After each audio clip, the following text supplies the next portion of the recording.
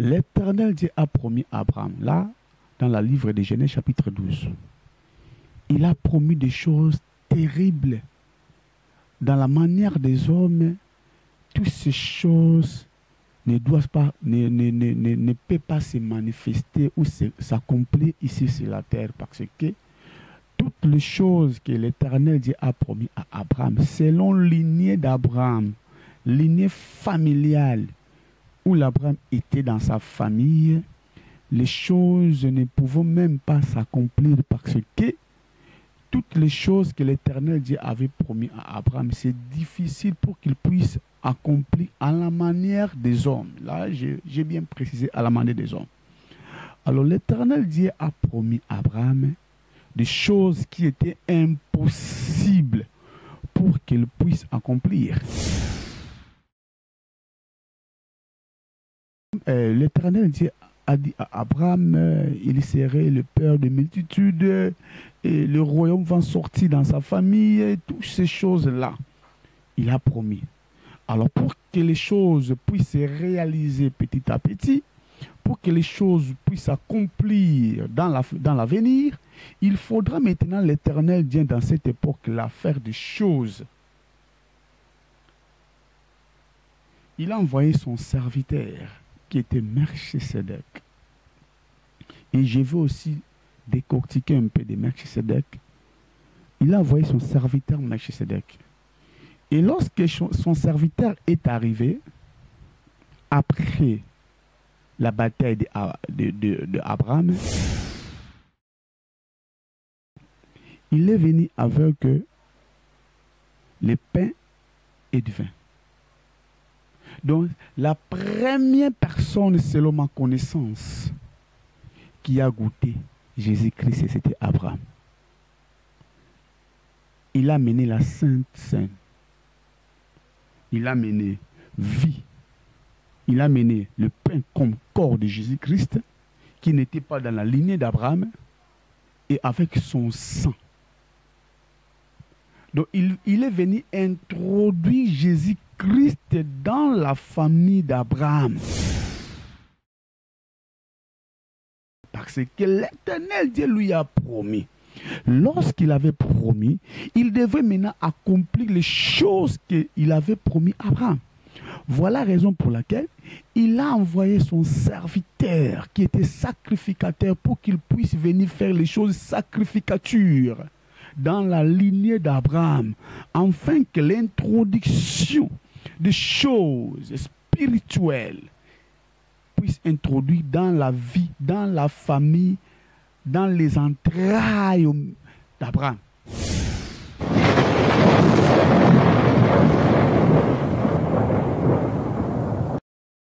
Vous cliquez sur YouTube, au moment notre chaîne va se présenter. Serge Ndaye TV. Abonnez-vous massivement et partagez aussi les liens. Et prochainement, tant que relancer sur la vidéo, vous en avez facilité, mais facilement, il y a directement na téléphone, soit na YouTube. Et puis, cliquez sur la notification. Aux notifications à chaque fois que tu as image. Oui, bien aimé, nous sommes Mission des Apôtres, encadré par l'apôtre Serge Ndaye, c'est moi le visionnaire. Je suis le responsable et je suis aussi le responsable de Vision, Mission des Apôtres.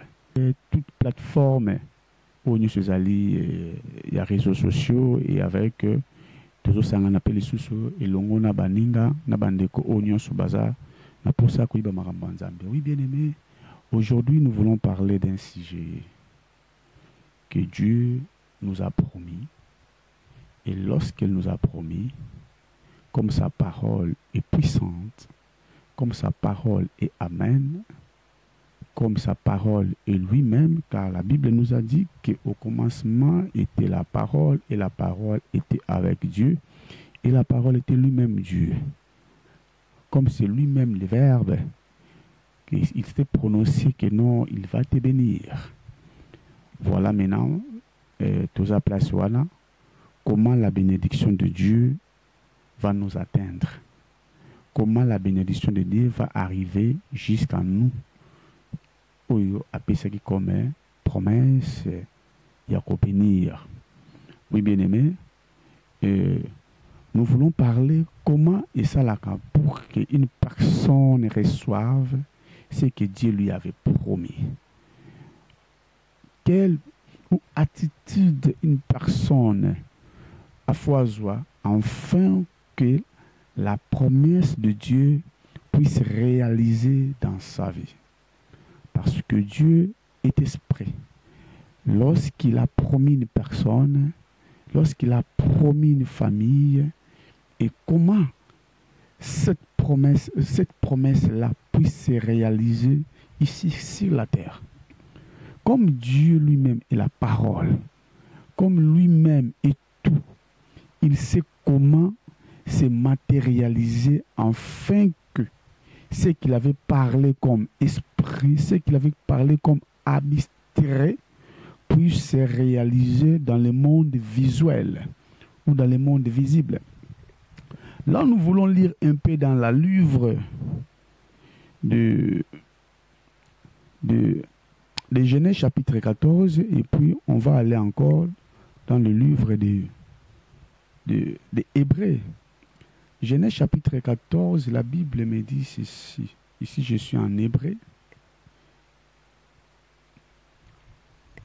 Genèse 14, verset 18. La Bible me dit ceci.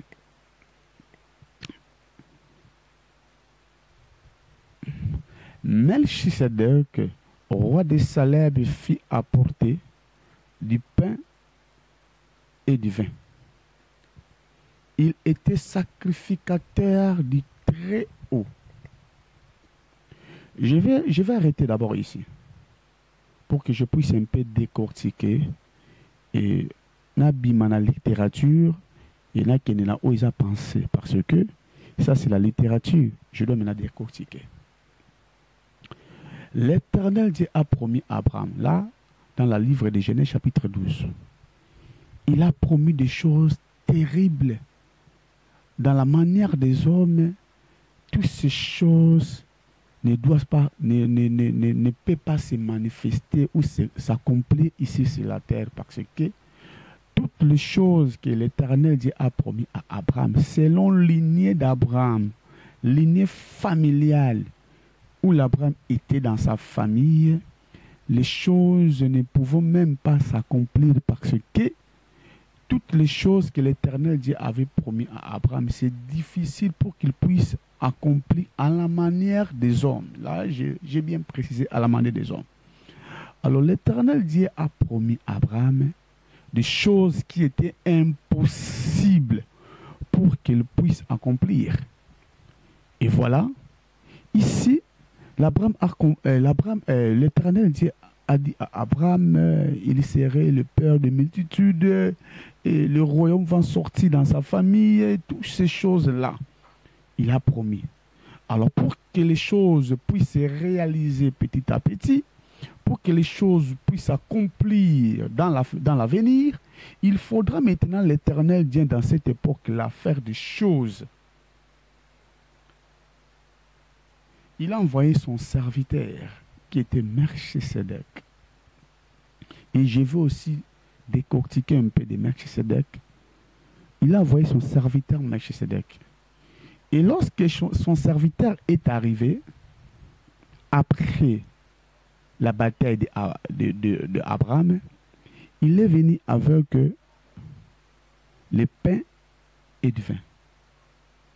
Donc, la première personne, selon ma connaissance, qui a goûté Jésus-Christ, c'était Abraham. Il a mené la Sainte Seine. Il a mené vie. Il a mené le pain comme corps de Jésus-Christ, qui n'était pas dans la lignée d'Abraham, et avec son sang. Donc, il est venu introduire Jésus-Christ dans la famille d'Abraham, parce que l'Éternel Dieu lui a promis. Lorsqu'il avait promis, il devait maintenant accomplir les choses qu'il avait promis à Abraham. Voilà la raison pour laquelle il a envoyé son serviteur qui était sacrificateur pour qu'il puisse venir faire les choses sacrificatures dans la lignée d'Abraham, afin que l'introduction des choses spirituelles puisse introduire dans la vie, dans la famille, dans les entrailles d'Abraham. Lorsqu'il a introduit Jésus-Christ dans la vie d'Abraham, dans la lignée d'Abraham, dans la famille d'Abraham, parce que lorsque le Seigneur Dieu disait des choses à Abraham, il voyait que Christ est en tout et surtout. La promesse va se réaliser. Tout va se réaliser. Mais comment les rois et les sacrificateurs et toutes ces choses vont sortir à Abraham? Parce qu'Abraham était un simple homme, un simple citoyen, qui n'avait même pas le sang royal. Alors l'Éternel Dieu, maintenant, il faudrait qu'il puisse communiquer, qu'il puisse donner ce qui n'était pas à Abraham, comme le sang et comme aussi la personne en lui. Et lorsque Melchisedec a introduit la personne de Jésus-Christ dans sa famille, dans sa lignée, et c'est par là, cette promesse-là va commencer maintenant à faire quoi? À revêtir un corps.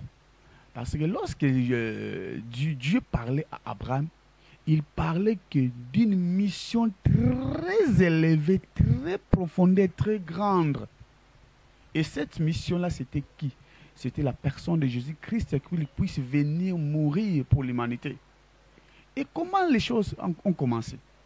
Lorsque maintenant, l'Éternel Dieu a introduit Jésus-Christ dans la lignée d'Abraham, il a commencé maintenant à montrer à Abraham qu'est-ce qu'il devait faire dans l'avenir.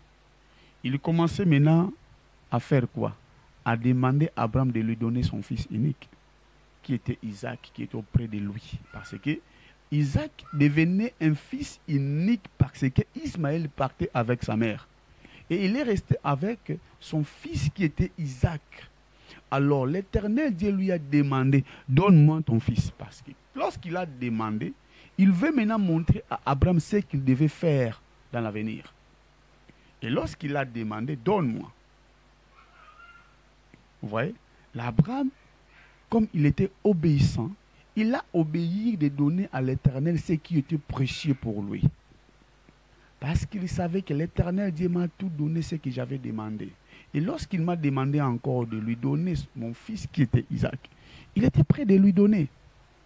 Et là, c'est une figure, c'est une typologie que l'Éternel Dieu montre à Abraham ce qu'il va faire dans l'avenir. Et lorsque Abraham a construit aussi un autel pour donner son fils comme sacrifice, comme holocauste par Dieu le Tout-Puissant, et l'Éternel Dieu l'a montré seulement ce qu'il devait faire. Il a dit non, pas Isaac, prenez ses béliers. Vous voyez? Là, c'est une figure. Et c'est la typologie que l'Éternel Dieu va se faire dans l'avenir. Alors, pourquoi cette histoire-là a été aussi répétée par la Nouvelle Alliance? Parce que c'était une mission, et c'était une mission qui était plus importante aussi parmi les missions. Mais ça, cette mission-là était plus importante parce que l'Éternel Dieu a envoyé l'un de ses serviteurs qui était au ciel et descendu sur la terre pour faire des choses où une personne sur la terre ne pouvait même pas les faire. Parce que si ces choses-là, ou ce système-là que Melchisedec avait fait, s'il y avait des hommes capables ou possibles pour le faire, l'Éternel Dieu aussi voulait faire quoi? Voulait trouver de ce genre de personnes pour qu'ils puissent faire ce qu'il voulait à Abraham. Mais comme c'était les choses qui est venues dans le ciel, où une personne va venir dans le ciel pour descendre sur la terre, qu'il puisse entrer dans la lignée d'Abraham. Il faudrait maintenant une personne qui est dans les cieux descend sur la terre pour qu'il puisse introduire les choses du ciel dans la famille ou dans la lignée d'Abraham. Ici, nous voulons lire encore dans le livre de Genèse, de Hébreux chapitre 7. Hébreux chapitre 7. Hébreux chapitre 7. Hébreux chapitre 7. On va commencer par le verset 1. Hébreux chapitre 7. En effet, c'est Melchisedec, roi de Salem, sacrificateur du Très-Haut, sacrificateur du Dieu Très-Haut, qui allait au devant d'Abraham lorsqu'il avait revenu de la défaite des rois qui le bénirent, et à qui Abraham donna la dîme de tout, qui est d'abord roi de justice, d'après la signification de son nom, ensuite roi de Salem, c'est-à-dire de paix. Vous voyez maintenant les attributs qui doivent entrer dans la lignée d'Abraham. La paix, le roi de Salem, le roi de paix doivent entrer d'abord dans la famille d'Abraham, ce qui n'existait même pas auparavant d'Abraham. Que l'Éternel est en train d'introduire des choses. Le roi de Salem, le roi de paix, qui signifie le roi de paix, qui est sans père, sans mère, sans généalogie, qui n'a ni commencement de jour ni fin. Parce que lorsqu'il disait ici sans père, parce qu'il n'est pas lié avec la terre. Il n'avait pas lié. Donc, à cela qui n'a liaison mon côté, où ils ont lié, il n'a ma belé. Donc, tata azala quitté parce que tata na famille, yesu ko azala quitté parce que a outi likolo. Azala qui pe na ni na ebandeli ni pe na famille moko boya ko bimela nango azala ki nangote. Et puis donc, ni commencement ni fin, ni commencement ni fin. Notre commencement dans la création des hommes, il n'avait pas ça parce qu'il n'avait ni père, ni mère, ni famille, ni rien et rien et rien, ni fin des jours parce qu'il ne va pas mourir parce qu'il va rentrer après de faire quoi? Après de faire sa mission, il va rentrer là où il était parce qu'il est un sacrificateur qui demeure dans le ciel. Vous voyez? Il était avec Dieu. Et Dieu l'a envoyé qu'il puisse faire quoi? Qu'il puisse accomplir des choses. Or, Melchisedec avait aussi des attributs. Voilà la raison pour laquelle la Bible nous a dit que non, il est ressemblé à, il est un peu ressemblé avec le Fils de l'homme. On a fait un peu de typologie parce qu'il avait aussi des attributs. Donc, il faut qu'on arrête sa famille à Abraham. Donc, pour que Abraham ait arrivé à ça la peuple et peuple wana bakoma na makambo oyo baza nango lelo yo bakoma na makambo oyo babanda ko sala na temps wana kuna les prophètes babima na kati ya lignée Abraham ba roi babima na kati ya lignée Abraham. Il faudrait maintenant l'Éternel Dieu envoie son messager. Lorsqu'il a envoyé son messager comme Melchisedec, et Melchisedec avait des attributs. Pour faire quoi? Pour faire quoi? Pour sa famille à Abraham. Il a introduit des choses qui n'étaient pas auparavant dans la famille ou dans le lignée d'Abraham. Et l'Éternel a envoyé son messager afin qu'il puisse faire quoi? Il puisse faire quoi? Introduire les choses qui n'étaient pas. Or, si ces choses-là, ils atteignent la lignée, la sang et quotité, et c'est difficile afin que projet, afin que promesse, et c'est concrétisé sur la terre. Or, la terre, c'est autre chose. Or, dans les cieux, c'est l'esprit. Ici, c'est le matériel. Il faudra maintenant toutes ces choses-là, et dans la matériel, afin que ça nini, et sur la terre. Et c'est par là aussi Jésus-Christ est venu. Il n'est pas venu dans d'autres familles, parce qu'il y avait plusieurs familles sur la terre. Il y en avait plusieurs, beaucoup, beaucoup, beaucoup, beaucoup. Et pourquoi seulement Jésus-Christ est venu seulement dans la lignée d'Abraham? Parce que c'est là l'Éternel Dieu avait promis. Lorsqu'il avait promis, il a fait encore. Il a introduit Jésus-Christ. Donc Abraham a goûté Christ avant que les autres va goûter en haut. C'est lui la première personne qui a commencé à goûter Jésus-Christ. Il a mangé Jésus-Christ. Il a bu le sang de Jésus-Christ. Donc Christ l'avait sauvé. Lorsqu'il a introduit Jésus-Christ dans sa vie, dans sa famille, dans ses entrailles, c'est par là, par ses moyens, par ses connexions, par ses liens, parce qu'il avait déjà des liens. Lorsqu'il a introduit, et comment est-ce que lien est côté, lien au et au ciel, il y a un qui est côté, et puis si liaison, et puis si connexion dans la famille wana. Et c'est par là que Jésus-Christ ayaki na kati ya famille wana, ayaki na kati ya lignée wana, ayaki na kati ya libota wana, ayaki na kati ya mboka wana, parce que biloko na ye makambo na ye